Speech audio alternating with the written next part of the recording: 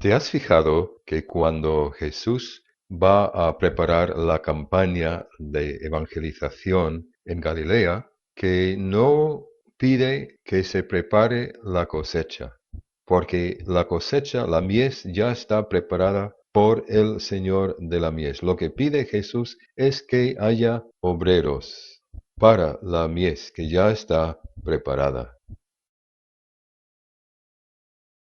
Tres veces, en tres lugares diferentes, Jesús anuncia que la cosecha está lista. Primero, antes de ir a los judíos, Jesús en Galilea dice, no digáis que faltan 4 meses, porque ya están blancos para la siega. Al iniciar la campaña en Galilea, dice, la mies es mucha, pero los obreros pocos.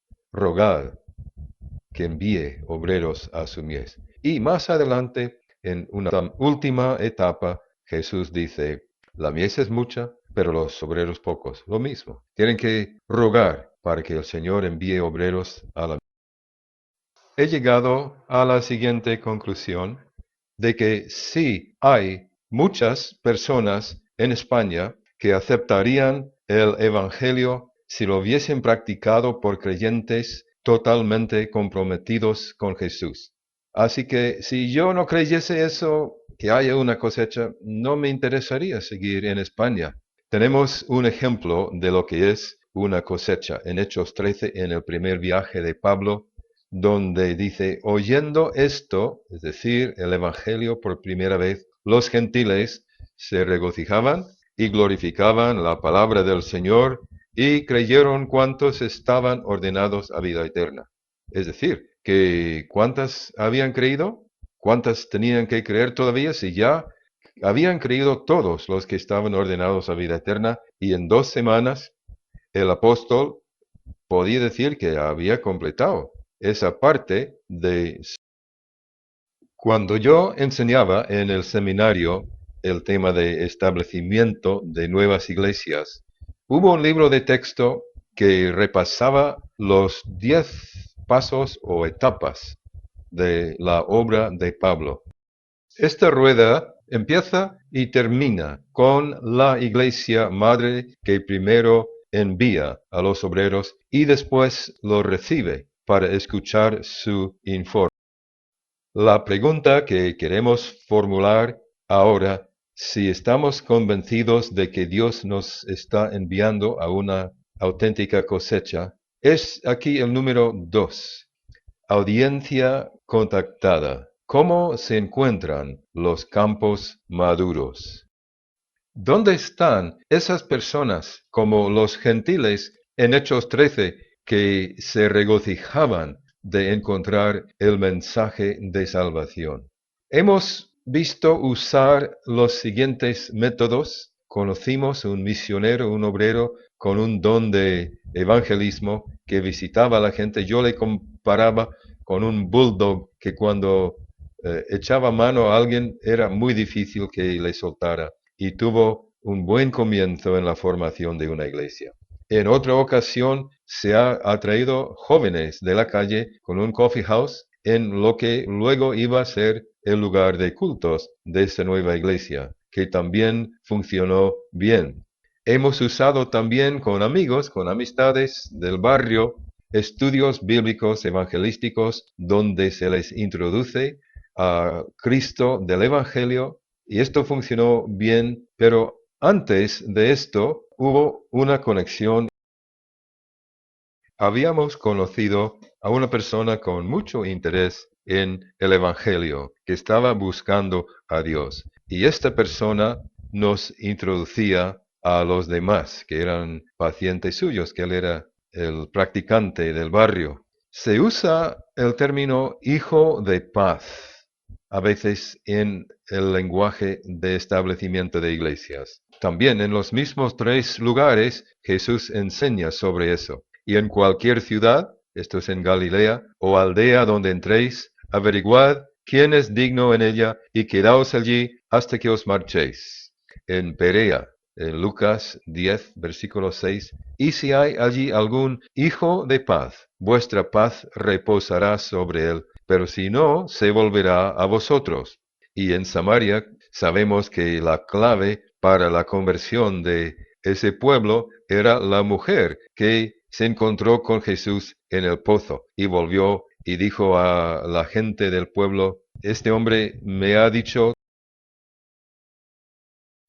Encontré una descripción de esta persona de paz que pongo aquí. Primero, ha sido preparada por el Espíritu Santo para recibir a Cristo. Una persona preparada. Segundo, son personas conocidas, que no tiene que ser buena fama, como la mujer samaritana misma. Y tercero, tiene cierta influencia. Y así fue nuestra experiencia en ese barrio. Continuamente venían parejas jóvenes, nuevas, a compartir en casa el Evangelio. Creo que todas las experiencias que hemos tenido obedecen más bien a un plan individual. Hemos ido a por las espigas. Y empiezo a preguntarme si hemos dejado algo que usaba Jesús y que usaba Pablo.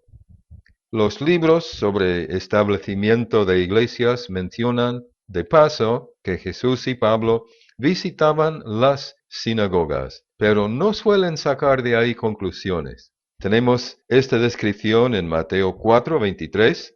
Jesús iba por toda Galilea enseñando en sus sinagogas y proclamando el Evangelio del reino y sanando toda enfermedad y toda dolencia en el pueblo.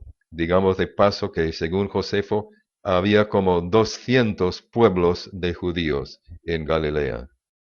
Pero como aquí no hay muchas sinagogas, en alguna ciudad sí, entonces esto no se nos aplica. Vamos a ver cómo es la sinagoga.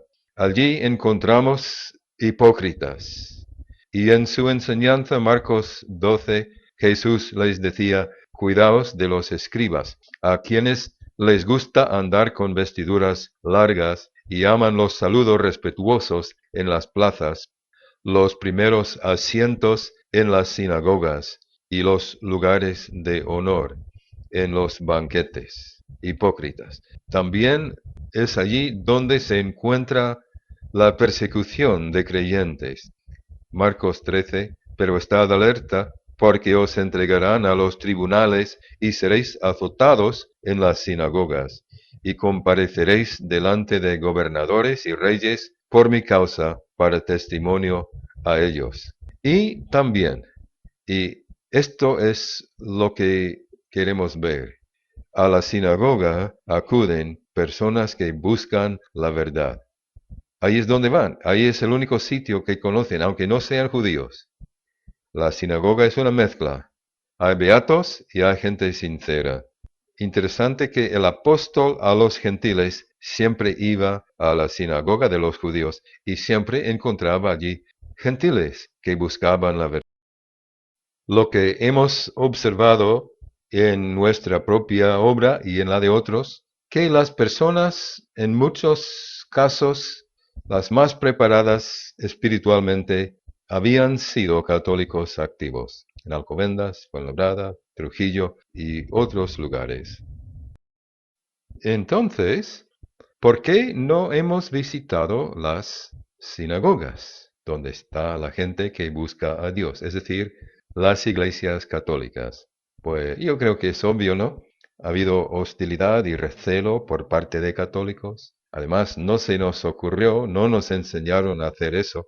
Hay problemas éticos, nos verían como ladrones de ovejas. Cuando abres una nueva tienda, no te haces compinche con el competidor calle abajo exactamente.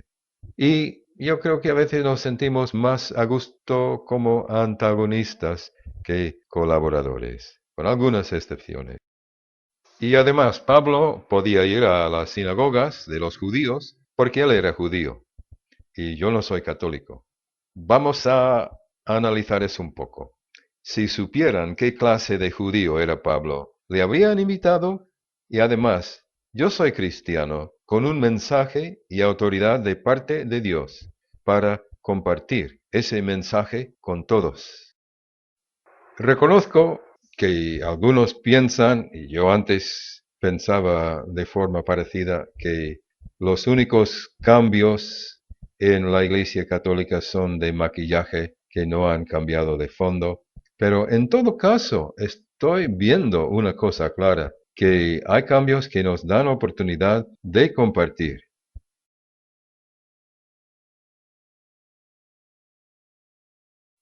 A veces nuestra actitud es algo triunfalista, como que hemos quitado a tantas personas de la Iglesia Católica. Pablo no tenía intención de hacer de los judíos que no fueran judíos. Eso queda claro, que él se consideraba uno de ellos, un judío, y que eso fue su identidad. Ha habido pioneros y personas grandemente usadas por el Espíritu de Dios que ven más allá de las diferencias entre denominaciones. Creyentes católicos, digo evangélicos, que han colaborado con católicos sin tratar de llevarlos a otra estructura humana. Personas grandemente usadas por Dios. Billy Graham, un hombre abierto que quería incluir a los católicos siempre que ellos estuviesen dispuestos en sus cruzadas. Luis Palau, que más o menos hace lo mismo y ha contado como el Papa actual, Francisco, le pedía oración y le pedía la bendición. Y menciono también que en esto que estoy diciendo en este PowerPoint me ha animado personalmente Luis Palau para que hagamos lo que estamos diciendo. Cruzada Estudiantil tiene una brillante historia de cosas que Dios ha hecho mediante ellos que muchos no saben en Polonia y en otros sitios.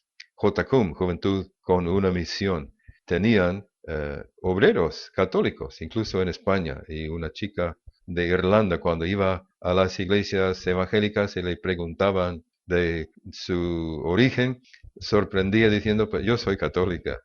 Un hermano David Bjork, que no es quizá tan conocido, pero se puso en Francia a hacer una obra de evangelización, tenía dotes para evangelizar universitarios y trabajaba bajo un obispo y se mantenían y formaban grupos de creyentes dentro de las parroquias. Los traductores de Wycliffe han sido criticados, el fundador, el señor Townsend, porque él también enseñaba a los sacerdotes católicos a traducir la Biblia. También Bill Hybels, el fundador de la gran iglesia de Willow Creek, por reconocer como hermanos a personas católicas. Y Ray Backey, que ha fundado una universidad, un hombre especializado en obra urbana, donde también reconoce que tienen hermanos. Debemos intentar buscando la voluntad del Señor en oración. Desde luego, y me ha advertido Luis Palau sobre esto también, cuando intentamos grandes cosas para Dios, como dijo Carey, suele traer incomprensión. Le pasaba a Pablo, fue criticado, Hudson Taylor, muy criticado por cambiar los métodos que venían usando los misioneros en China. No veo virtud en estar atados al pasado si mantenemos nuestros valores. Una cosa sería cambiar, reducir el Evangelio. No se trata de eso, sino de mirar hacia el futuro a ver qué es lo que cuenta realmente para Dios. Podía haber mencionado antes también los cursos alfa, eh, diseñados por un pastor evangélico que están siendo usados ahora en España también por unos cuantos, unas parroquias católicas. Es cierto que siempre podemos inventarnos motivos para estar cerrados, pero no vamos a saber si no intentamos. Debemos preguntarnos si lo que motiva nuestras actuaciones, nuestros esfuerzos, es realmente amor o temor. ¿Estamos dispuestos a sufrir la crítica por tratar de alcanzar almas para Jesús? Hay un término que se usa bastante que suele causar el disparo de un semáforo rojo. Es la palabra ecumenismo, donde a veces se busca el mínimo denominador común o alguien está dispuesto a sacrificar sus valores, sus principios. No estoy hablando de ecumenismo, yo estoy hablando del Evangelio entero. Me acuerdo que cuando Jorge Berger vino a España, puso una librería que solo podía vender cosas aprobadas por la Iglesia Católica. Y eso hizo. Encontró gran cantidad de libros que le servían. Se trata de personas con almas que están buscando a Jesús, a quien nosotros conocemos y con quienes tenemos el deber de compartir lo que tenemos. No estamos buscando contactos de alto nivel, sino que se nos permita introducir el Evangelio y que estas personas, quedando dentro de sus iglesias católicas, puedan tener oportunidad para extender el Evangelio. Únicamente se va a enseñar. Cuando yo llevaba 45 años en España, los mismos que Caleb llevaba desde salir de Egipto, yo le pedí al Señor lo que pedía Caleb: dame este monte, la parte sur de la Sierra de Gredos. Si Jesús con 6 equipos pudo evangelizar 200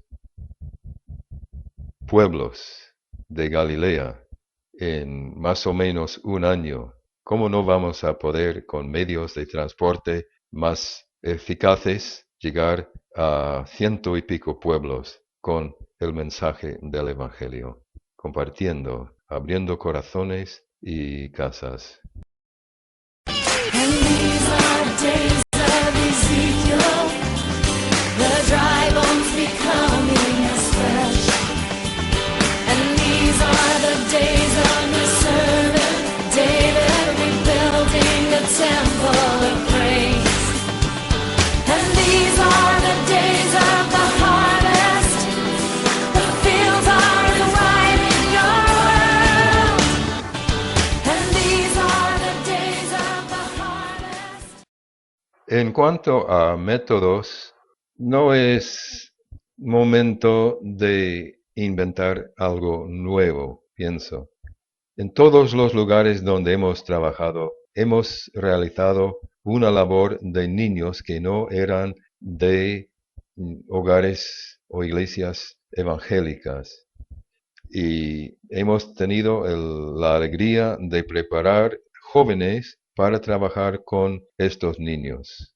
Y hemos reconocido aquí, entre muchos padres, sean católicos o aunque no lo sean, una preocupación por lo que están aprendiendo sus hijos. Y siempre hemos visto hasta ahora puertas abiertas para hacer esto. Ofrecer entrenar jóvenes para trabajar con grupos de niños, y esto sería en casas o al aire libre.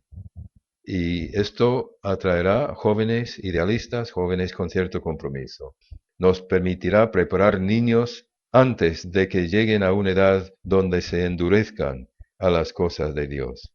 Como punto principal sería celebrar retiros de entrenamiento para estos jóvenes como monitores, donde también aprenderán el Evangelio. Y esto va a eliminar barreras de multiplicación, porque donde hay voluntarios y donde hay una casa para 6 u 8 niños que vayan una vez a la semana, ahí se puede ir extendiendo.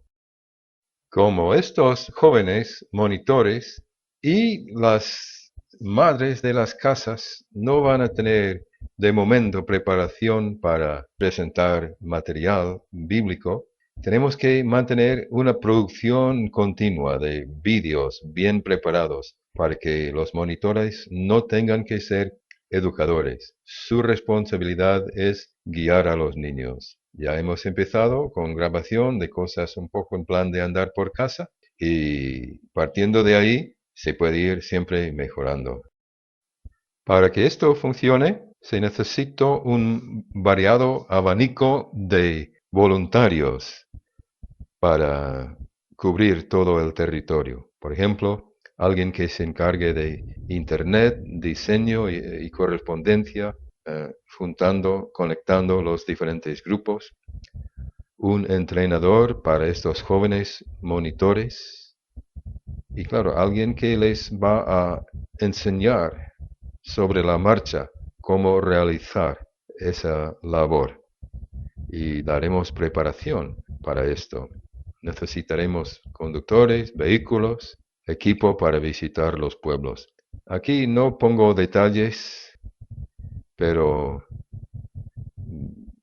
eso ya lo haríamos con personas que se interesen. Necesitamos gente para preparar vídeos, para organizar los diferentes temas. Necesitamos ser y tener gente de oración. No me interesa lanzar nada que no sea buscando al Señor y teniendo como tenía David en sus batallas dirección clara de parte del Señor en cada caso. Necesitamos periodistas porque esto va acompañado de otro proyecto paralelo que servirá para enlazar distintos aspectos de esta obra de niños en muchos pueblos.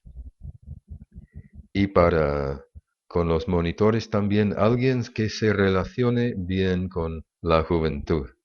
Mejor para mí que fuera alguien joven.